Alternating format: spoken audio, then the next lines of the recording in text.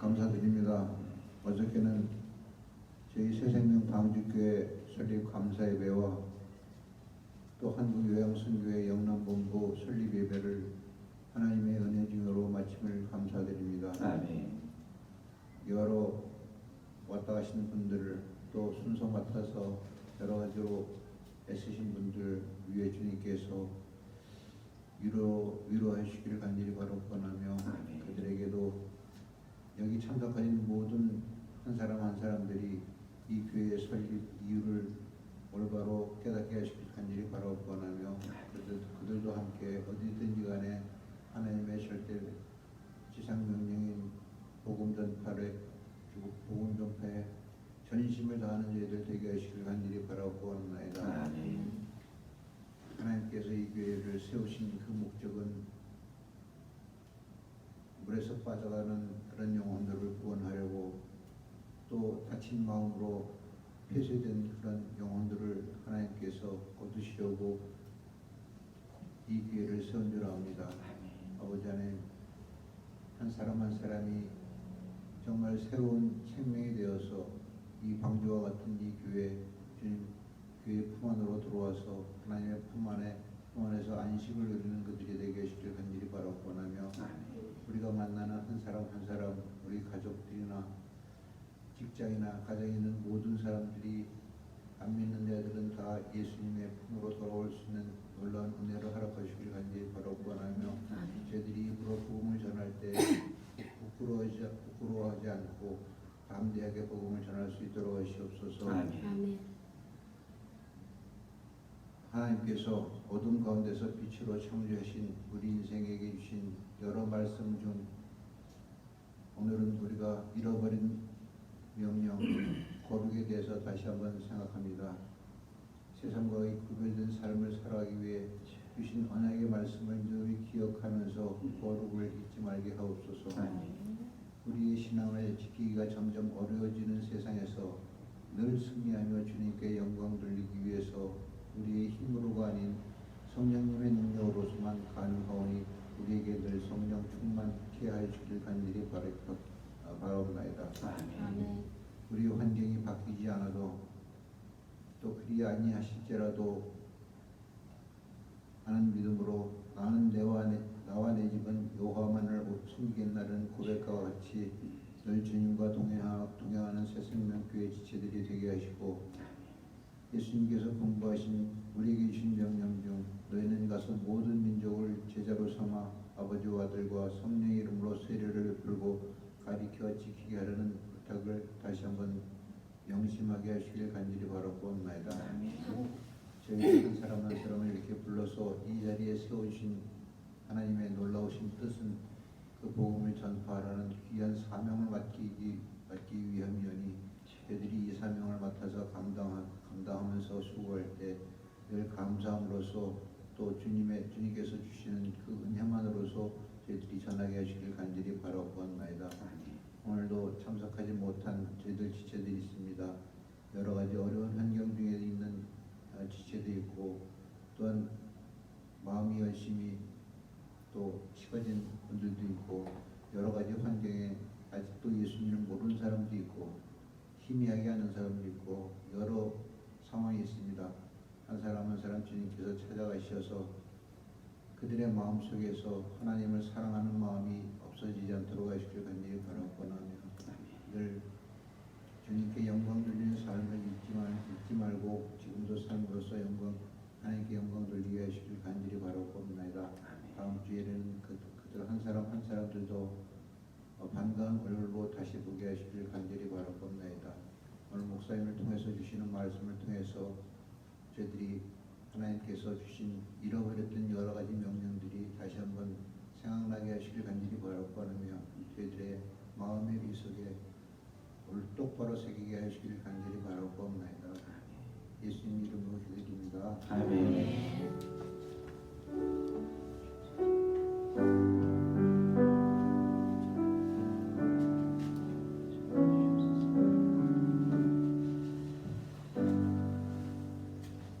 하나님 말씀 보겠습니다.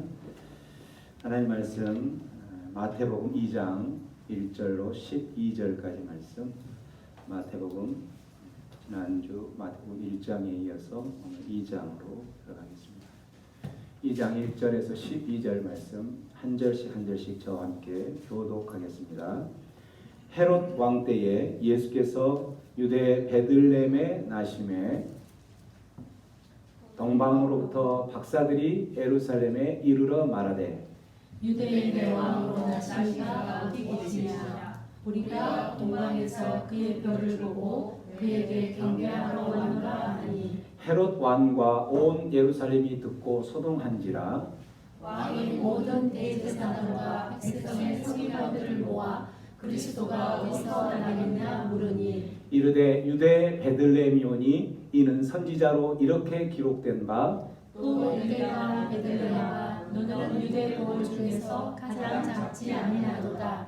내게서 한 다스리는 자가 나와서 내 백성 이스라엘의 목자가 되리라 하였습니다. 이에 헤롯이 가만히 박사들을 불러 별이 나타난 때를 자세히 묻고 베들레헴으로 보내며 이르되 가서 이에 대하여 자세히 알아보고 찾거든 내게 구하여 나도 가서 그에게 경배하게 하라. 박사들이 왕의 말을 듣고 갈새 동방에서 보던 그 별이 문득 앞서 인도하여 가다가 악이 있는 곳 이외에 머물러 서 있는지라.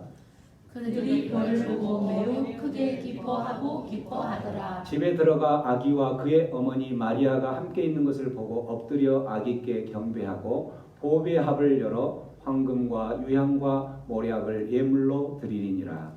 그들은 꿈에 헤로데로 돌아가지 말라 지시하심을 받아 다른 길로 고국에 돌아가니라. 아멘.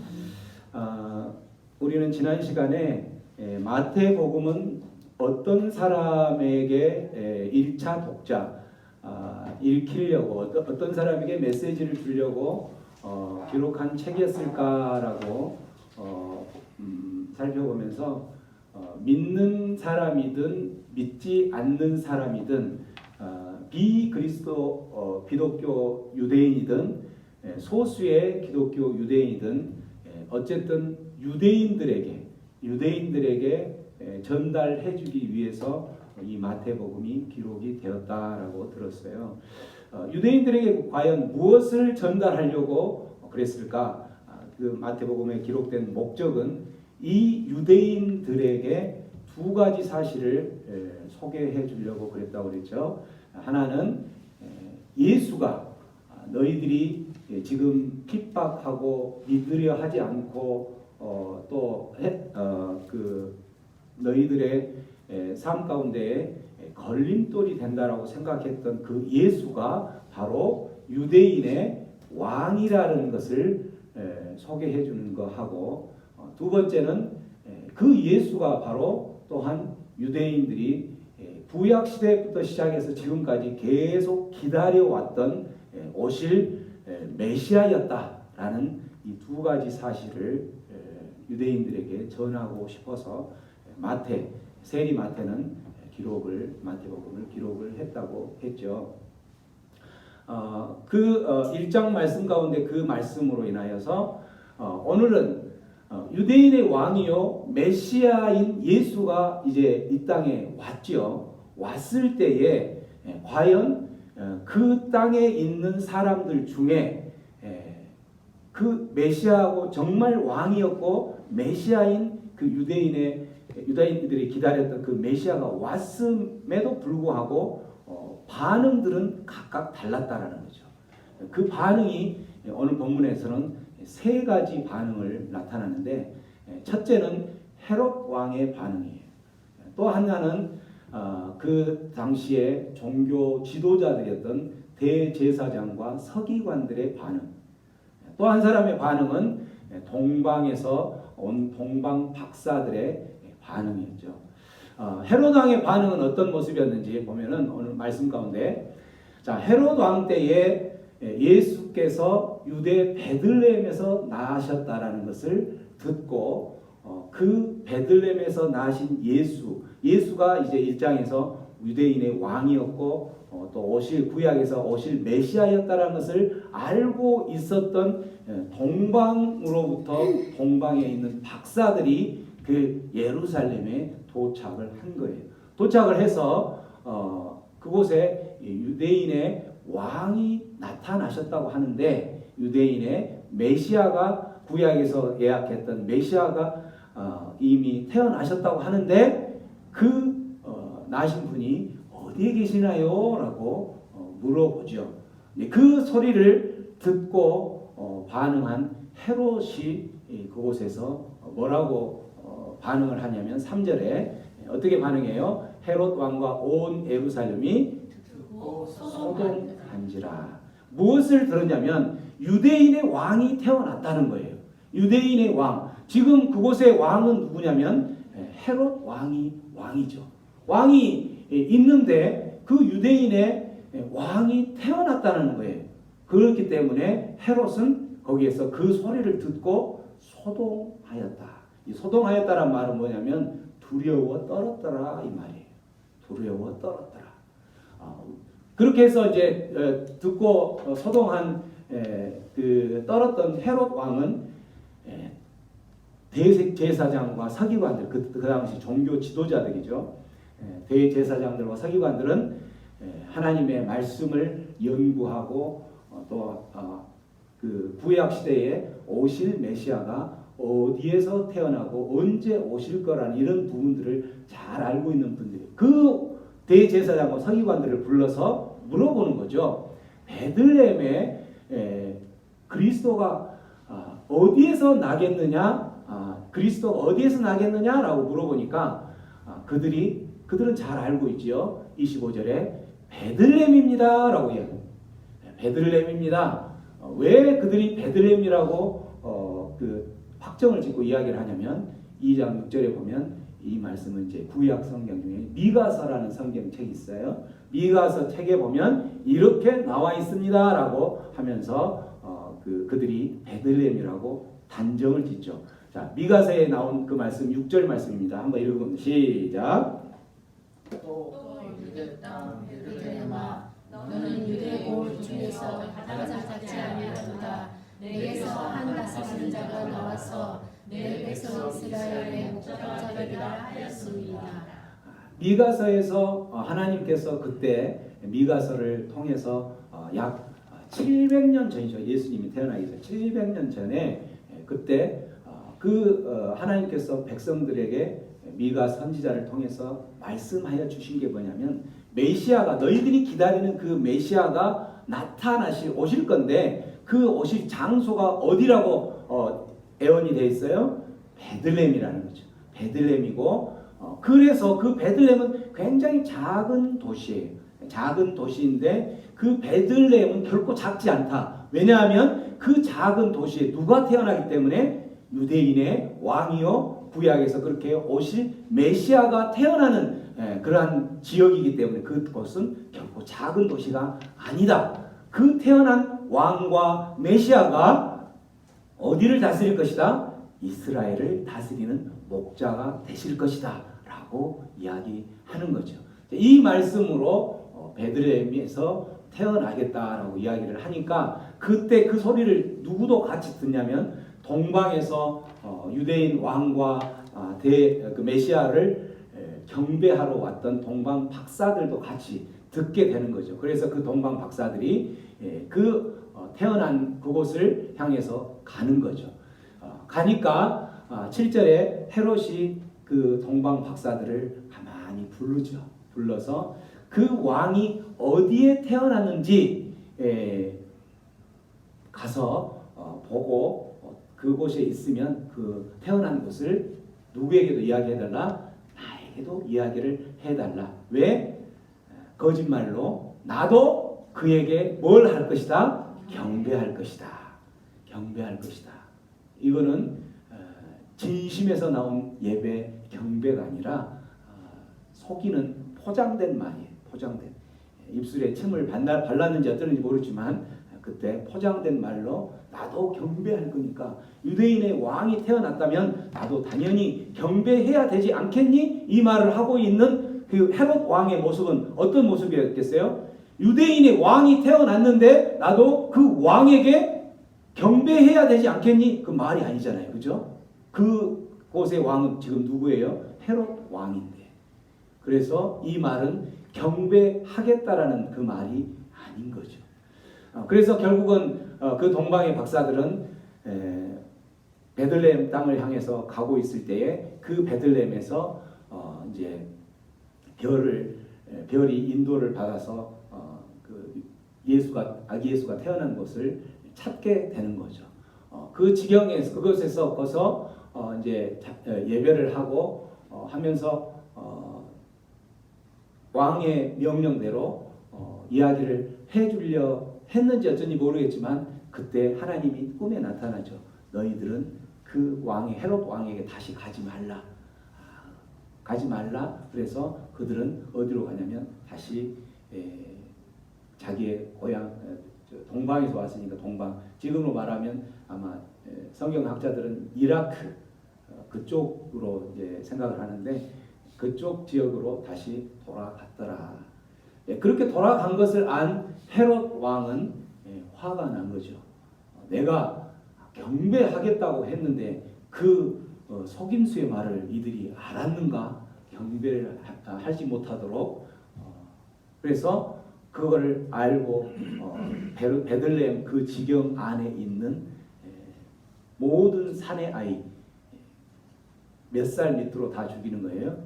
2살 아래를 다 죽이는 일을 벌이는 거예요. 자, 헤롯 왕은 진정한 왕이었던 아기 예수가 이 땅에 유대인의 왕으로 또 구약에서 오실 메시아로 왔다라는 것을 들었어요. 분명히 듣고 그가 반응한 것은 그를 경배하겠다라는 속임수의 말로 경배한 것이 아니라 결국은 그가 반응을 보였던 모습은 어떤 모습이에요? 그는 그 세상 땅의 것에 대한 욕심을 버리지 못한 행동의 모습을 했던 거죠. 그 헤롯 왕은 땅의 것, 지금 그가 가지고 있는 건 뭐예요? 왕의 자리, 왕의 권력의 자리죠. 그 권력의 자리를 빼앗기는, 내가 왕인데 유대인의 왕이 지금 태어났다라는 그러한 소리를 듣고 이 자리를 빼앗기지 않기 위해서 그 아기 예수를 어떻게 죽이려고 그렇게 했다라는 거죠.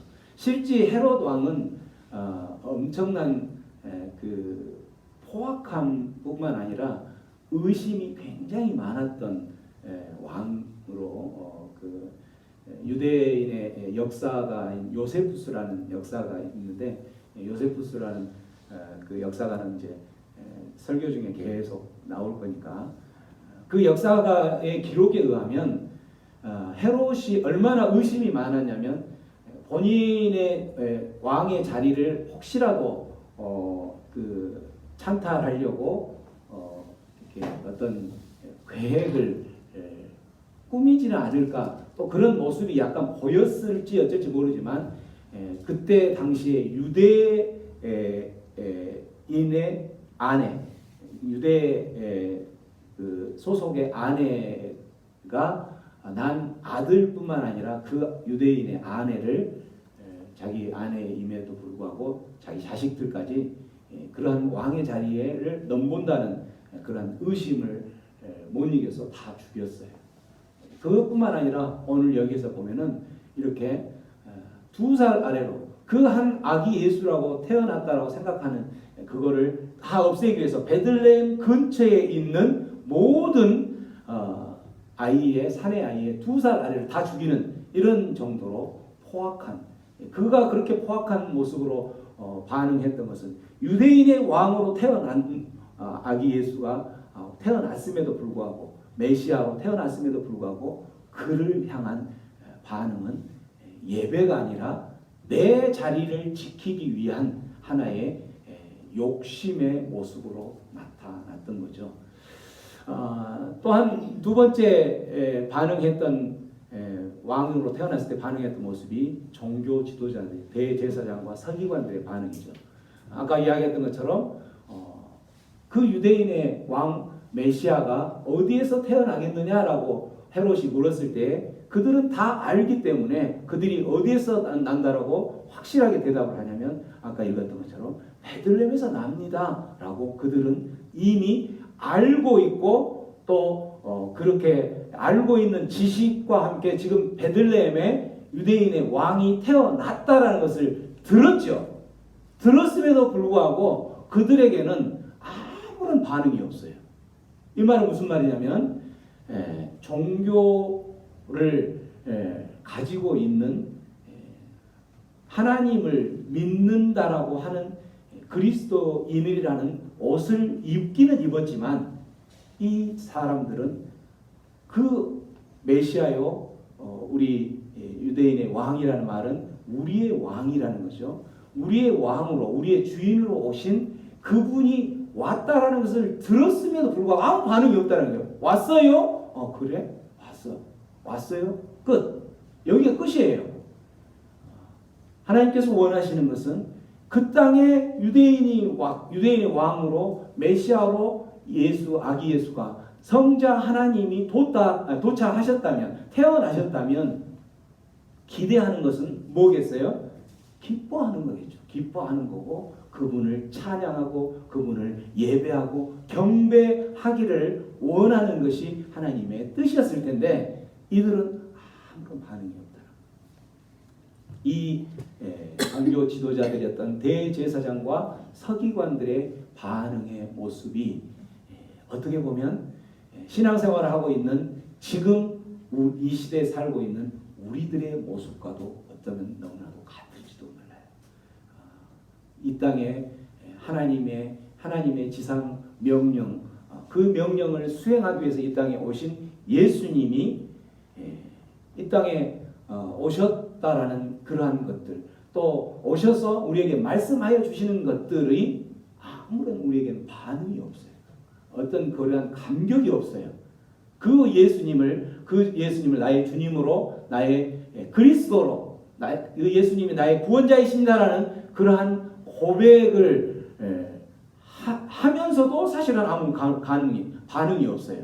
이 말은 무슨 말이냐면 이들은 종교가 그들의 세상 삶을 살아가는데 하나의 수단일 뿐이었던 거예요.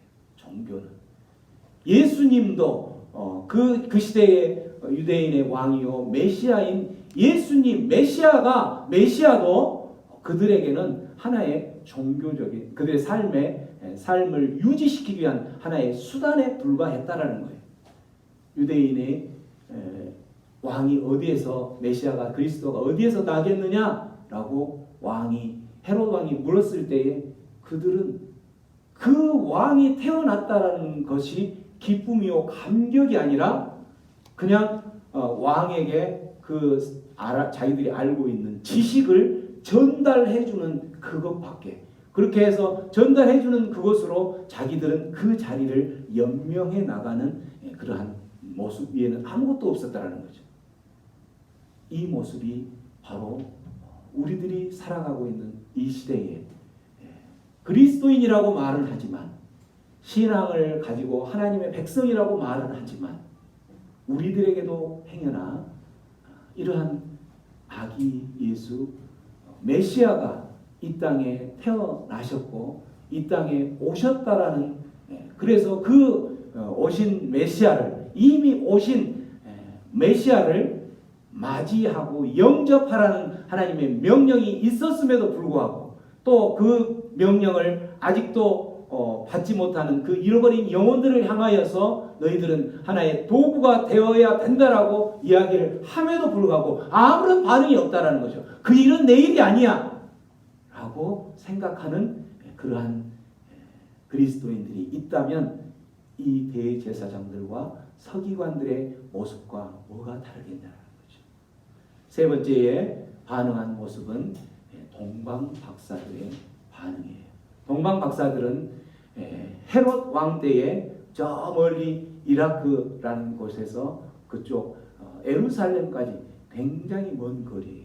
그곳까지 거리가 무려 몇 킬로인지는 거의 3,000 킬로 이상 된다고 이제 보는데 그 3,000km 거리를 그곳에 온 거예요. 그 먼 곳에서 와서 무엇을 듣고 오냐면 메시아가 그리스도가 이곳에 나셨다라는 것을 듣고 오기로 결정했다라는 거죠. 우리가 대부분 이제 듣기만 하고 끝나는 것이 아니라 듣고 그 다음에 행동을 하기 위해서 뭔가 행동을 하는 모습이 이 동방 박사들의 모습이었던 거예요. 그래서 그곳에서 그들은 무엇을 하기 위해서 오냐면 진정한 예배를 드리기 위해서, 진정한 기쁨을 표현하기 위해서, 이 땅에 메시아로 오신 그분을 향해서 그분의 이름을 높이는 것이 예배예요. 예배라는 그 말은 예배 그 영어가 worship이잖아요. worship이라는 영어는 worth라는 가치 있다, 뭔가 가치 있다라는 그 말 플러스 그 ship 이게 이제 붙어 있는 건데 worth라는 그 말이 ship과 붙으면 이게 이제 어떤 추상명사 형태가 되는 거죠. leadership, friendship 이런 것처럼 leadership 어떤 그 리더격으로 그런 능력이 있는 사람, friendship 우정이 있는 어떤 사람 이런 추상명사 있는 것처럼 worship 이 말은 가치 있는 것이 무엇인지를 알고 그 일을 행하는 것, 이게 바로 예배라는 거예요. 그렇기 때문에 예배라는 것은 뭐냐면 유대인의 왕이요 메시아요 그리스도가 태어났다 그러면 바로 그분이 정말 우리 인생에, 내 인생에 있어서는 가장 소중한 분이고 가치 있는 분입니다 라고 높이는, 그게 바로 예배라는, 그게 바로 우리가 그분을 찬양하고, 우리가 예배 전에 찬양했던 것처럼 그분을 왕께 만세한다고, 왕께 두 손 들고 높이 만세합니다. 주님의 이름을 높입니다. 이게 바로 다 예배라는 거죠. 주님께서 하신 말씀이 나에게는 가장 소중한 가치 있는 것이기 때문에 우리가 설교 말씀, 하나님 말씀을 듣는 거죠. 이게 다 바로 예배예요. 기도하는 것도 마찬가지. 주님 앞에, 주님의 기도라는 것은 주님의 말씀을 듣고 주님의 그 말씀대로 또 내 인생 가운데 모든 것이 이루어지기를 원해서 내가 또 요구할 걸 요구하는 거죠. 하나님께 요구하는 것. 쌍방간에 주고받는 이거. 내가 하나님의 말씀을 듣고 또 그 말씀대로, 하나님 이 말씀대로 이루어지기 위해서는 이러한 것들이 나에게 지금 필요합니다. 이 필요를 알리는 것. 그렇게 알릴 때는, 그렇게 알리는 대상이 바로 우리 주님이시고 하나님이실 때에 하나님은 그러한 것들을 충분히 들어줄 수 있는 능력이 있는 분이라고 믿기 때문에 기도한다는 거죠. 그래서 이 기도도 예배의 일종인 거예요.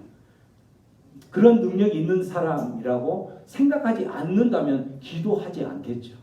그렇기 때문에 우리가 말씀을 듣는 거나 예배하고 찬양을 하는 거나 기도하는 거나 이 모든 것들이 다 예배라는 거죠. 이렇게 동방 박사들은 정말 예배하기 위해서 왔던 거예요. 헤롯 왕은 단어는 예배라는 단어를 썼지만 헤롯 왕은 그 이면에는 말은 단어를 썼지만 옷은 예배라는 옷을 입었지만 그 이면에는 그를 죽이기 위한 그 모습을 누구보다도 하나님은 다 아셨던 거죠. 그래서 진정으로 이 박사들은 예배를 드리기 위해서 그렇게 찾아갔던 거죠. 그래서 그 대제사장들과 서기관들의 말을 듣고 베들레헴을 향해서 가는 도중에 그곳에 머물러서 별이 머무는 곳을 보고 그곳을 보고 이제 들어가서 그들이 첫 번째 했던 것은 바로 뭐였어요? 기뻐했다라는 거예요. 기뻐.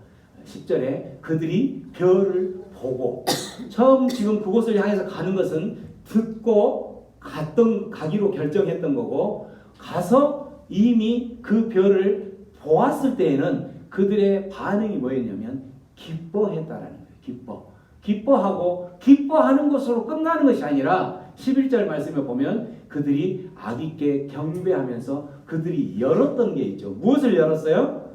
보배합을 열었어요. 보배합을. 보배로운 귀속, 정말 존귀하고 보배로운 그 보물들이 들어있는 그 보배합을 열었다는 거죠.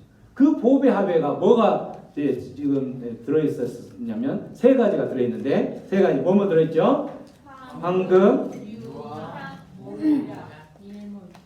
황금과 유향과 몰약이라는 예물이 들어 있었던 거죠.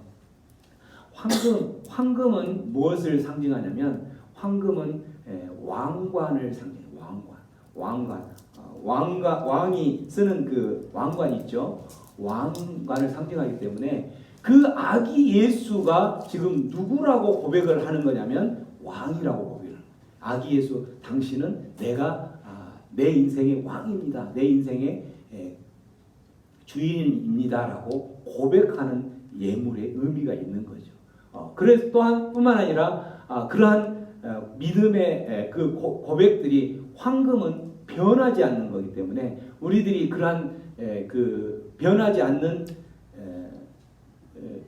않아야 할 것이 바로 뭐냐면 믿음이라는 거죠. 믿음이 변하지 않겠습니다라는 상징의 의미를 갖는 거죠. 당신은 내가 이제부터 내 인생의 왕으로 모시고 살아가는 이 믿음이 이제 결코 나는 변하지 않고 살아가겠습니다라는 결단의 표현이라는 거죠.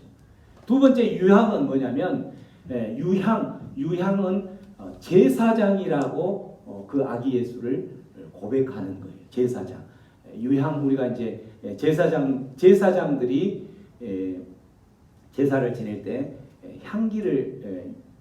향을 이렇게 하늘로 올라가게끔 하면서 이제 그 제사를 드리는데, 그러한 것을 생각하면서 예수님은 이 땅에 제사장들이 하는 역할은 뭐냐면,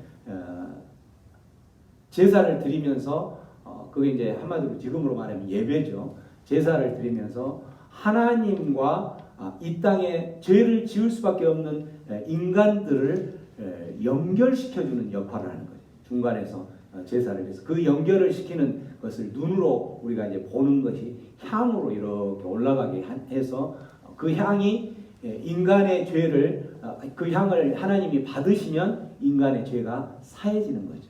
그러한 모습으로 그 역할들을 감당하는 분이 제사장인데, 지금 오신 이 예수님은 바로 그러한 제사장으로서의 역할을 감당할 수 있는 분이다. 예수님이 오셔서 하신 일이 뭐였어요? 십자가에 못 박혀 죽으시면서 저와 여러분들의 무엇을 사하해 주시기 위해서 십자가에 못 박히셨어요? 죄를 사하해 주시기 위해서. 그래서 제사장이 이 땅에서 지은 모든 백성들의 죄를 향을 피워서 하나님께 올렸을 때에 그 가운데에서 죄를 사하여 줄 수 있는 그 역할들을 감당한 것처럼, 지금 이 땅에 오신 그 아기 예수는 바로 제사장으로서의 나는 당신을 존경하고 예배하고 경배합니다라는 의미죠. 뿐만 아니라 이거는 그렇게 하는 것은 역시 기도라는 그 의미가, 제사장들이 그렇게 하면서 또 기도를 하죠. 우리 이 백성들의 죄를 용서하여 주세요라고 하면서 또 의미하는 것 중에 하나는 장사 지낼 때 그 유향은 우리 그 향유옥합처럼 이렇게 이제 장사 지낼 때 부패하지 않도록 이렇게 그 뿌려주는 그런 모습을 사용하는 건데, 그러한 의미도 있는 거죠. 그래서 지금 이 동방 박사들이 유향을 뿌린다는 그렇게 그 보배합에 드렸다라는 의미는 지금 아기 예수를 제사장으로, 그리고 내 인생의 기도로 그 주님께 의지하면서 기도하면서, 또 그 주님은 우리를 위해서, 죄 사함을 위해서 주님은 죽으심을 당할 수밖에 없는 그러한 사람이었다라는 거 그렇게 높이면서 생각한다는 거죠. 모략은 뭐냐면 선지자를 상징해 주는 거죠. 선지자. 구약 시대의 선지자들은 모든 고난과 핍박과 어려움과 그러한 것들을 당하면서도 결국은 하나님의 말씀을 전했어요. 하나님의 말씀을 전하면서 그 희생을 요구하는 것이기 때문에 지금 오신 아기 예수는 바로 어디의 희생을? 십자가의 희생을 그렇게 하실 수 있는, 그래서 결국은 앞에 있는 것처럼 그 우리의 죄를 사하여 주실 수 있는 메시아로, 구원자로 오실 바로 그분입니다 라는 의미를 갖는 거죠. 그래서 황금과 유향과 또 모략을 이렇게 드린다라는 것은 지금 오신 그 예수님, 아기 예수가 바로 우리 마태복음 1장에서 말한 것처럼 유대인들이 그렇게 기다렸던, 유대인들이 왕이요, 또 유대인들이 그렇게 기다렸던 메시아, 오실 메시아, 그래서 이미 오신 메시아요 그리스도이십니다라는 고백이라는 거죠. 이러한 고백이 있는 이 동방 박사들에게 결국은 하나님께서 그들에게 큰 복을 주시는 거죠. 지금까지 세 부류의 반응들을 보았죠. 헤롯은 유대인의 왕이 태어났다라는 그러한 모습들을 듣고 그는 어떻게 반응했어요? 그를 죽이려고 반응했던 거예요. 죽이려는 이유는 자기의 욕심을, 자기의 권력과 그 자리, 왕의 자리를 빼앗기지 않기 위해서 그들을 오히려 죽이려고 하는 그런 모습으로 취했고, 대제사장과 서기관들은 왕의 모습으로 오실 장소도 알고 그 모습을 들었음에도 불구하고 아무런 반응을 보이지 않았던 모습이 있었던 반면 동방 박사들은 지금까지 본 것처럼 기뻐하고 보배합을 열었던 거죠. 보배합을 열어서 황금과 유향과 모략을 드리면서 당신만이 나의 인생의 왕이요, 당신만이 내 인생의 선지자요, 당신만이 내 인생의 구원자이며 뿐만 아니라 무엇이다?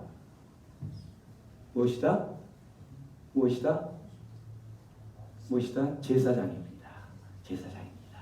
황금과 2분 전에 가르쳐줬던 거 잠깐 시험을 보니까 이거 가끔 이렇게 테스트하는 이유는 졸고 있나 아니면 집중해서 듣나 이런 걸 시험이라는 건 참 중요한 것 같아요. 시험을 통해서 실력이 향상이 되는 거기 때문에 우스갯소리로 저희 지난주에 말씀이 이제 예수가 도대체 누구이냐라는 말씀이었잖아요. 이 말씀을 안 듣고는 또 계속 지금 이어져 가는 이 말씀을 이렇게 진도가 안 맞을 것 같아서 저희 이제 우리 직원들 중에 예배 참여 못했던 그 직원들에게 이 말씀을 듣긴 들어야 할 텐데 그냥 들으라 하면 그냥 뭐 이렇게 건성건성 들을 수 있잖아요. 그래서 제가 시험 질문지를 주고 이 답을 찾으면서 들어봐라 했더니 너무나 열심히 듣더라고요. 너무나 열심히. 너무나 감사했고 그 듣는 모습들을 보니까 그래서 이제 사실은 피곤할 수 있는데 그 듣는 모습을 보면서 하나님께서 참 저 모습을 귀하게 보시겠다 이런 생각을 좀 했었는데 어쨌든 이 동방 박사들의 모습과는 다르게 헤롯과 대제사장과 서기관들은 그런 모습을 했다는 거죠. 여기에서 제가 질문을 하나 하는데 이 질문이에요. 어떤 반응을 하는 자에게 과연 구원이 있을까? 어떤 반응을 하는 사람에게 구원을 받을 수 있을까? 돌려서 말하면 우리가 흔히 말하는 구원은 어떤 삶을 살아가는 사람에게 구원이 있을까? 여기에서 이미 우리는 다 알고 있죠. 이 세 부류 중에 누가 구원을 받을까요? 누가? 박사. 동방박사들이죠. 동방박사들. 근데 그 동방박사들이 어떤 모습으로 왔을 때 그들이 구원을 받냐면 헤롯도 들었고 대제사장과 서기관도 들었고 들은 것으로만은 구원이 그에게 선물로 주어지지 않는다라는 거죠. 듣는 것으로는. 그거의 메시아이고 메시아에 대한 소식, 예수에 대한 예수가 그리스도이다. 예수가 우리가 기다리던 메시아다. 예수가 우리의 죄와 사망에서 우리를 구원하실 구원자이시다라고 듣는 것으로만은 구원이 없다라는 거죠. 구원이 없고 동방박사들처럼 그것을 듣고 그들에게는 실행해 옮긴 뭐가 있냐면 영접하려는 실행하는 그 삶이 있었다라는 거예요. 영접하기 위해서 먼 곳에서 거의 3,000km나 되는 그곳을 향해서 그 예수께 예배하기 위해서 가겠다라는 결단이 있었고 실제 갔고 또 그곳에서 예배를 드렸던 거죠. 예배를 드리면서 무엇을 실제 그곳에서 드리냐면 황금과 유향과 모략을 드렸던 거죠. 영접을 한다는 이 여기 단어가 영접을 하지 않으면 예수 그리스도를 영접을 하지 않으면 듣는 것으로는 구원이 없다라는 거죠. 영접한다는 건 그럼 무엇일까? 영접한다는 것은 우리가 듣고 이 동방박사들처럼 삶을 살아내는 게 영접하는 거예요. 메시아로 동방박사들은 인정을 했잖아요. 메시아로 인정을 왕으로 그들의 인생의 왕으로 내가 인정을 하겠다. 그들의 인정을 그리고 그들에게 다가갔던 거예요. 헤롯은 그 소리를 똑같이 들었음에도 불구하고 그는 구원을 받지 못하죠. 왜? 헤롯은 자기의 욕심, 자기의 왕의 자리를 빼앗기지 않기 위해서 그 왕은 오히려 내가 경배할 대상이 아니라 죽일 대상인 거예요. 이런 사람을 구원을 얻을 수 있는 게 아니죠. 그리고 또한 대제사장과 서기관들은 어떤 모습이었어요? 대제사장과 서기관들은 이러한 그 예수님에 대해서 너무나 많이 들었을 것이고 또 그 예수님 구약에서 오실 그 예수님이 바로 지금 이 땅에 와 있다라는 것까지도 들었음에도 불구하고 아무런 반응을 하지 않는 그들이 바로 구원의 문에 들어갈 수 없는 거예요. 우리가 신앙생활을 한 과정 가운데서도 마찬가지. 우리 신앙생활을 하면서 나도 신앙생활을 한다 그러면 그 신앙생활을 하는 우리가 그리스도인의 옷을 입었다 이렇게 표현하는데 예수의 옷을 입은 것 같기는 한데 그 삶은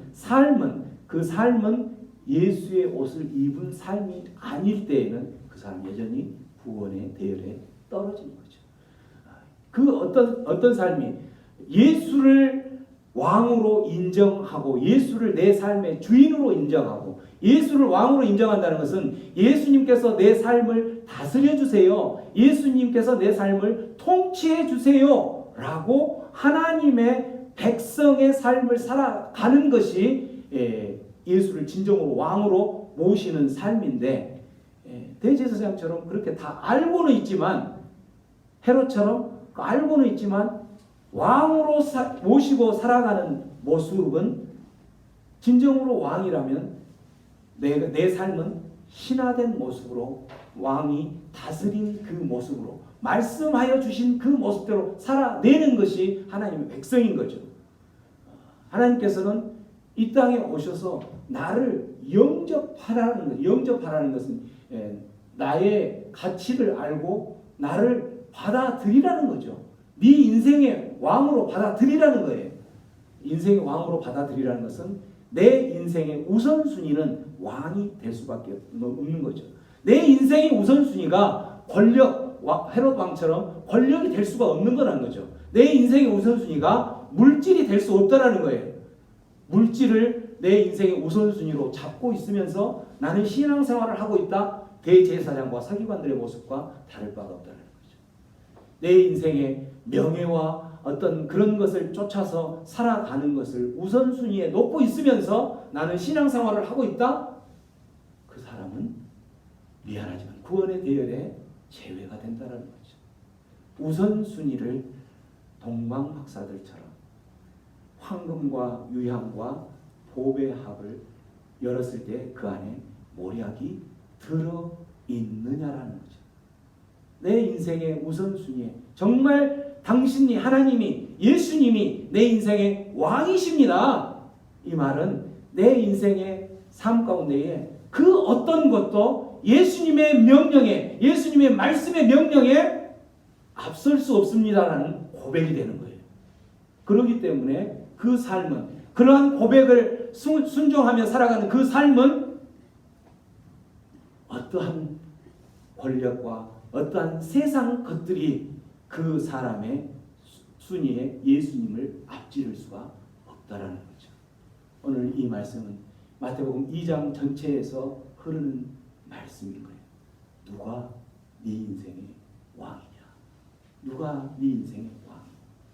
우리는 우리 인생을 살아가면서 누구를 내 인생의 왕으로, 누구를 내 인생의 메시아로 고백하며 내 인생의 주인으로 고백하며 살아갈 것이냐, 그 선택을 매일 매 순간마다 하면서 살아가야 하는 거죠. 오늘도 우리 하나님께서는 우리들에게 이렇게 말씀하고 계세요. 너는 지금 네 인생에 어떤 보배합을 준비하고 있느냐? 네 인생에 예수님 앞에 우리 주님 대신 왕 대신 하나님 앞에 열어서 경배할 그 보배합, 네가 준비한 그 보배합은 무엇이냐? 그 준비한 보배합 안에는 과연 무엇이 들어있느냐? 동방박사들처럼 황금이 들어있느냐? 동방박사들처럼 유향이 모략이 들어있느냐? 아니면 네 인생에 배를 채울 그러한 권력을 채워야 될 계획들이 들어있느냐? 네 인생에 물질을 채우기 위해서 그러한 물질을 채워달라고 요청하는 그러한 기도가 들어있느냐? 그 보배합 안에 하나님께서 담겨져 있기를 원하는 것은 동방박사들이 되었던 황금과 유향과 모략이 들어있기를 원합니다. 하나님의 그 음성을 들으시고 여러분의 인생 가운데 이 여러분의 인생의 주인이요 왕이요 그 메시아로 오신 우리 예수님께 온전한 보배합, 황금과 유향과 모략이 들어있는 그 보배합을 준비하며 드리는 인생들이 되기를 주님의 이름으로 축원합니다. 그랬던 말씀 생각하면서 기도합니다.